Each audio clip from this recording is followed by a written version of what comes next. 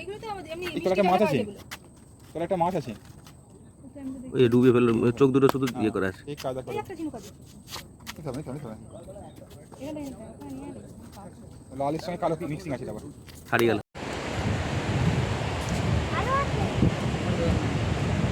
মাছ পড়েছে দেখতে ইংরেজ আমলের নাম দিয়ে গেছে।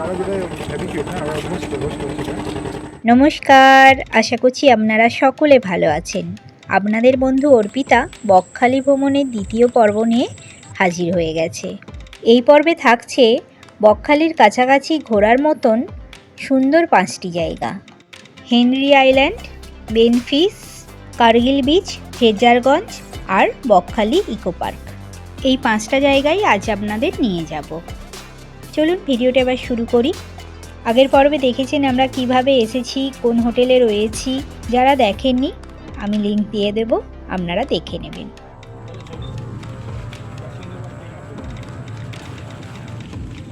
আমরা প্রথমে যাচ্ছি হেনরি আইল্যান্ড। রাতে এত জল হয়েছে আর আকাশ রেখেছে, আমরা ভাবছিলাম সকালেও আমরা বেরোতে পারবো কিনা। সকাল 6টা পর্যন্ত প্রায় জল হয়েছে। তারপরে আমরা 6:30 থেকে 7টা নাগাদ বেরোলাম। আর এত জল যে রেড লাইট জারি হয়ে গিয়েছিল সমুদ্রের ধারে। এই রাস্তাটাতে অনেক ছোট ছোট খাল টাইপের নদী রয়েছে। এই আমরা ঢুকে পড়লাম মৎস্য প্রকল্প হেনরি আইল্যান্ড। পশ্চিমবঙ্গ ফিশারির উদ্যোগে হেনরি আইল্যান্ডে অনেক ভেরি করে মাছ চাষ করা হয়। এখানে থাকার ব্যবস্থাও আছে, আপনারা চাইলে থাকতেও পারবেন। গভর্নমেন্ট প্রপার্টির আন্ডারে অনেক কটেজ রয়েছে, যেগুলো আবার নানা নামে নামকরণ করা হয়েছে। হেতাল, গড়ান, এইরকম। জায়গাটা খুব সুন্দর। আর টিকিট লাগে এখানে ঢুকতে গেলে। আমাদের 5 জন আর টোটো নিয়ে মোট 60 টাকা লেগেছে। এই পুকুর মতো করা, তার অপোজিটেই আবার কটা কটেজও রয়েছে আর মাঝখানে একটা দ্বীপ মতো করা। এটা নাকি পরে হোটেল টাইপের কিছু হবে। এই ম্যানগ্রোভ জঙ্গল চলে আসতেই টোটো থেকে এবার নেমে পড়তে হলো। এখান থেকে এবার হাঁটা পথ। জঙ্গলে ঢুকে এখন মনে হচ্ছে আমরা সুন্দরবনেই চলে এসেছি। এগুলো অবশ্য সুন্দরবনেরই সংলগ্ন এরিয়া। সুন্দরবনে বাঘ থাকার জন্যে সেখানে পুরোটা ঘেরা থাকে, এখানে যাই হোক ঘেরাটা নেই।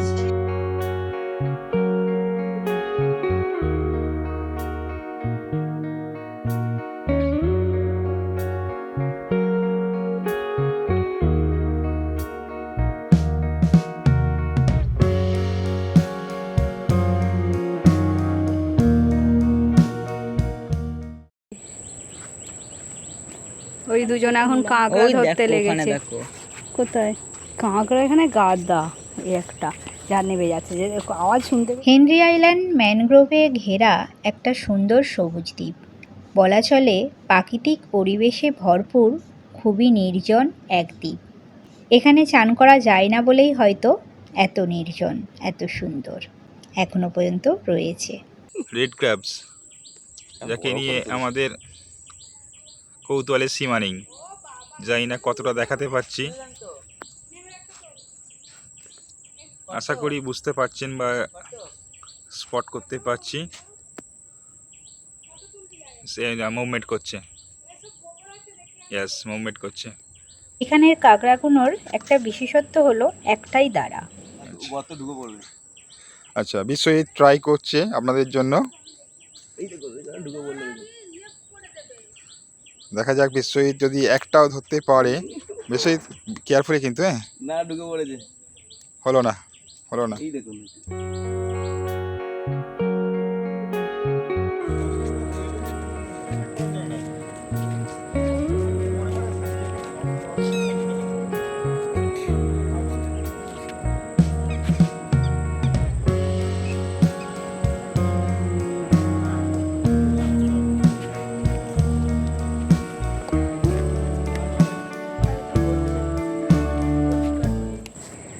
এখানে দেখতে খুব সুন্দর। আমাদের গাইড পেয়েছি, গাইড নিয়ে যাচ্ছে আমাদের। আমরা এই গাছগুলো পুরো সবেদা গাছ মনে হচ্ছে দেখে। গাইড আমাদের এখনো পর্যন্ত ঠিকঠাক গাইড করছেন। সামনেই সমুদ্র। গাইডের সাহস দেখেও আমরা স্তম্ভিত, যে এই ঘন জঙ্গলে গাইড কাঁকড়া ধরতে নেমেছিল কিন্তু ধরতে ম্যানগ্রোভের পারেনি। গভীর জঙ্গলে যে আমাদের নিয়ে এসছেন, এর জন্য আমরা শিহরিত হচ্ছি।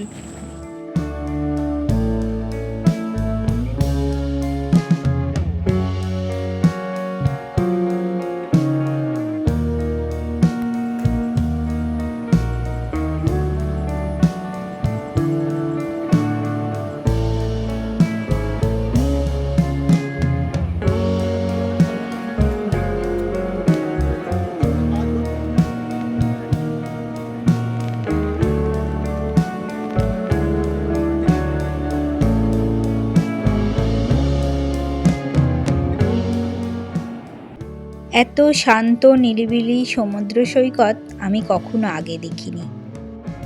এখানে সমুদ্রতে চান করা যায় না, তাই জন্য হয়তো এখানে মানুষ খুবই কম আসে, শুধু এইটুকু ঘুরতে। আমরা সকালবেলা এসেছি বলে আরও ফাঁকা। এখানে সমুদ্রের নামা পুরোপুরি বারণ, কারণ হচ্ছে চোরা বালি আর চোরা স্রোত আছে।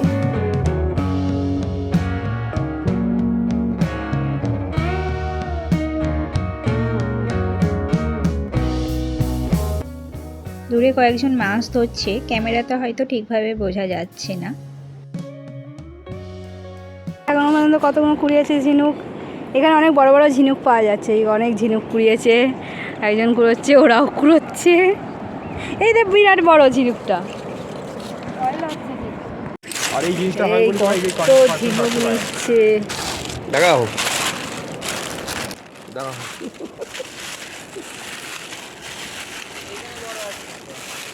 যেখানে ঝিনুক কুড়োতে এসছে, গাদা ঝিনুক। ওদিকে যেও না রে।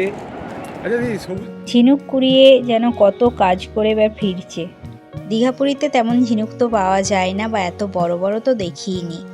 বড় আর শক্ত এখানে ঝিনুকগুলো। এখানে একটা টাওয়ারও আছে, যেটা আমরা বর্ষার জন্য আর উঠিনি। আর এই হেনরি আইল্যান্ডের কিন্তু সময়ের ব্যাপার আছে, সব সময় ঢুকতে দেয় না। বেশ কিছুক্ষণ এই মনোরম পরিবেশে সময় কাটিয়ে চলে গেলাম বেনফিশে।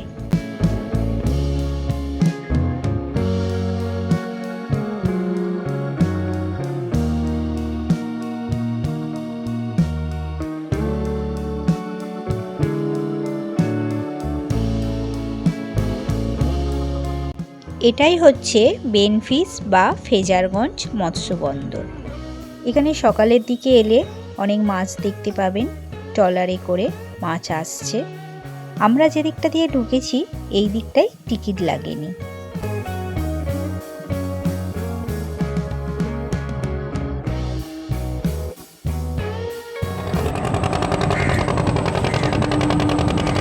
নিয়ে যাবে না। এটা যাচ্ছে মাছ ফিরছে তো, ফিরছে। এখান থেকে আপনারা লঞ্চে করে জম্মুদ্বীপ, মোহনা ঘুরে আসতে পারেন। 1-1.5 ঘন্টা মতো লাগবে, আর ভাড়া 150 থেকে 200 টাকা এক একজনের।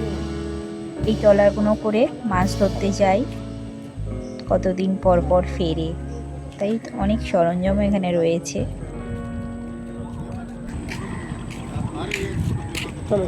এইটাই ইলিশ ধরার জাল, খুব ফাইন সুতোটা। এখন তো ছোট ইলিশ ধরা নিষিদ্ধ, সেইভাবেই জালটা করা যাতে ছোট মাছগুলো বেরিয়ে যায়। হেলিকপ্টার মাছ।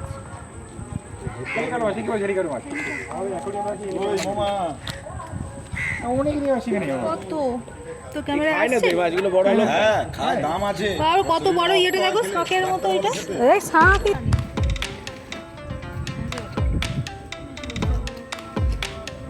এবার আমরা চলেছি 3 নম্বর পয়েন্ট, কার্গিল বিচ।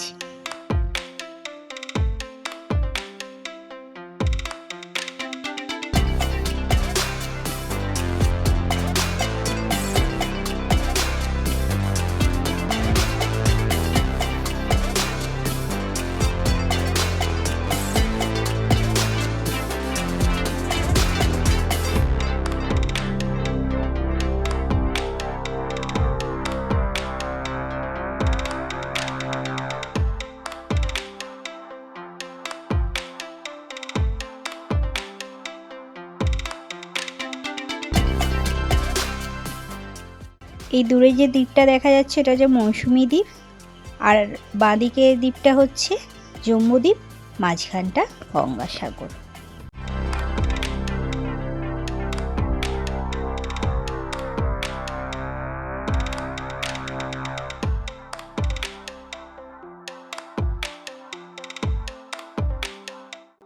এখন জোয়ার আসতে শুরু করেছে। যখন পুরোপুরি জোয়ার চলে আসে তখন নাকি এই বাঁধানো জায়গাগুলোতে জল চলে আসে। আর এটা শুনেছি সূর্য অস্তর সময় নাকি এখানটা খুব দেখতে সুন্দর লাগে। তবে এই সময়তেও আমার ভালো লাগছে।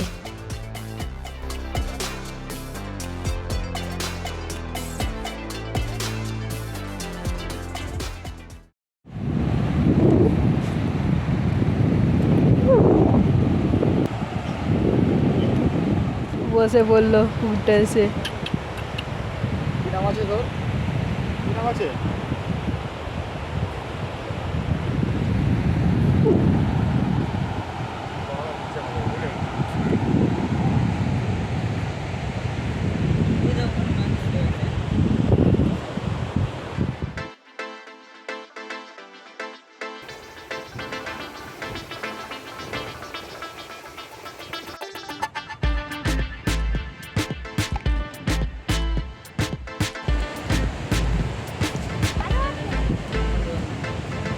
মাছ পড়েছে। এবার চলেছি ফেজারগঞ্জ, যার আগে নাম ছিল নারায়ণী তলা। এন্ড্রু ফেজার সাহেব এই জায়গায় একটা বাংলো তৈরি করেছিলেন, তখন থেকেই নাম হয়ে গেছে ফেজারগঞ্জ। চলুন আগে সেই ফেজার সাহেবের বাংলোটা দেখে আসি।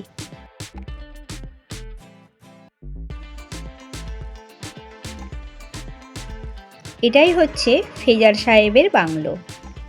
বাংলোটা এখন পুরোপুরি ভগ্নদশা। এই গাছগুলোই যেন বাংলোটাকে জাপটে ধরে রেখেছে।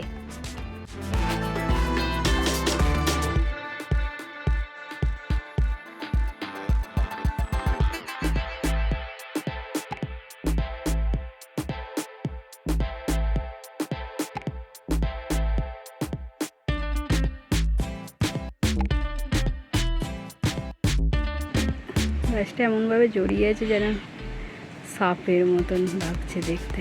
দেখো গাছটা এমনভাবে জড়িয়ে আছে যেন পুরো সাপ। পাশেই রয়েছে গঙ্গা, ব্রহ্মা, বিষ্ণু, মহেশ্বরের একটা মন্দির। এখানে এখন কাজ চলছে, বাঁধ দেয়া চলছে, কারণ সব ভেঙে ভেঙে চলে আসছে। এই বাঁধের ওপর চলে এলাম।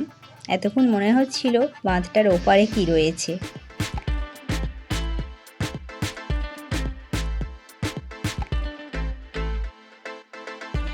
আর এখানে সমুদ্র জলটা সামনেটা একটু ঘোলা ঘোলা হলেও একটু দূরে দেখা যাচ্ছে নীল কালারের।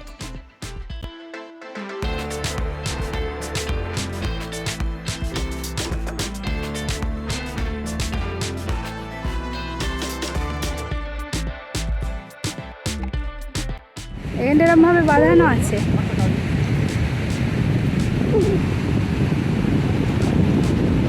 এখানের একটু বালির থেকে কাদা মাটিটা রয়েছে না, এই যে মাটি ফেলছে বলে কি মাটি ফেলছে বলে এই কাদা মাটিটা হয়তো হচ্ছে। কুকুরগুলো সারা রাত পাহারা দিয়ে এখন ঘুম দিচ্ছে। এখানের মেন বৈশিষ্ট্য হচ্ছে এই বায়ুকলগুলো, যেগুলো পশ্চিমবঙ্গের আর কোথাও নেই।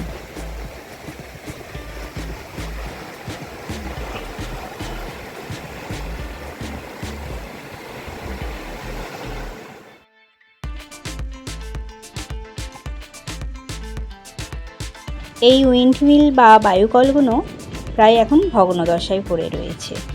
আইলা ইয়াস ঝড়েতে অনেক পাখা ভেঙে গেছে, সেই জন্য আর কাজ হচ্ছে না।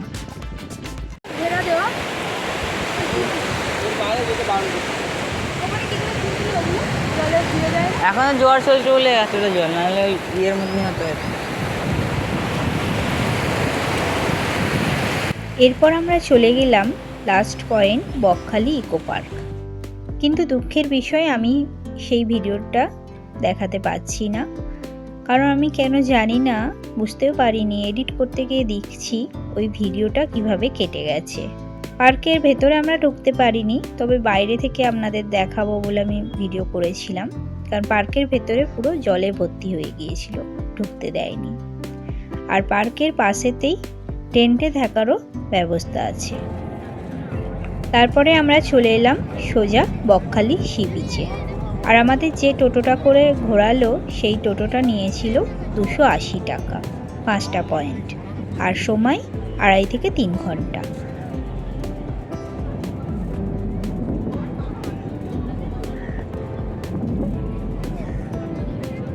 এখানে চা খাওয়া হলো, তারপরেই টিফিন করে আমরা বেরিয়ে পড়ব। এই বকখালি বীচ থেকে একটা দূরে দ্বীপ দেখা যাচ্ছে, ক্যামেরায় আসছে কি না ঠিক বুঝতে পারছি না।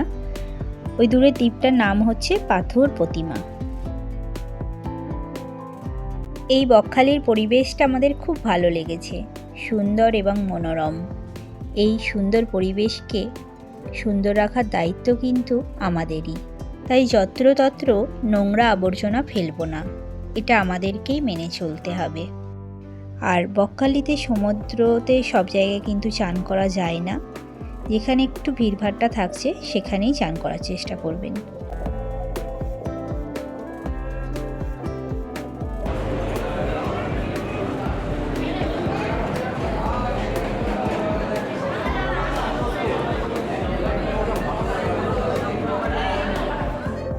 এরপরেই আমরা বনশ্রীতে টিফিন করলাম। টিফিন করে হোটেল থেকে ব্যাগপত্র নিয়ে রওনা দিলাম বাড়ির পথে। নামখানাতে ট্রেন 12টা 28-এ। হোটেলের কাছ থেকেই একটা টোটো করে সরাসরি নামখানা চলে গেলাম। সেই টোটোটা ভাড়া নিয়েছিল 250 টাকা। আমাদের নামখানা স্টেশনের ওখানেই একবারে নামিয়েছিল। এখানেই শেষ করছি এই বকখালি ভ্রমণ। আমাদের সাথে আপনারাও কেমনভাবে এই বকখালি ভ্রমণটা এনজয় করলেন আমায় কমেন্টে জানাবেন। আজ তবে এই পর্যন্তই। সবাই ভালো থাকবেন, সুস্থ থাকবেন, আর চ্যানেলে নতুন হয়ে থাকলে সাবস্ক্রাইব করে দেবেন। টাটা।